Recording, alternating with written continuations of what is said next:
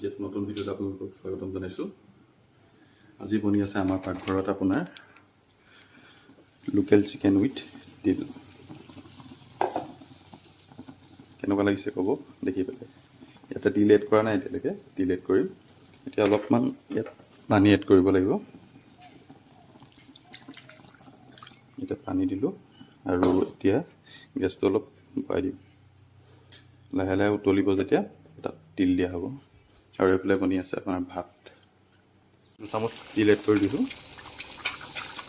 1 চামুচ। তিলটো বৰ বেছিকৈও দিব নালাগে, বেছিকৈ দিলে তিতা হোৱাৰ সম্ভাৱনা থাকে। চাই ল'ব আপোনালোকৰ সোৱাদ অনুসৰি।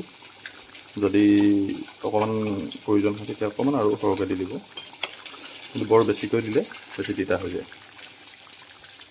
এতিয়া অলপমান লৰাই দিম।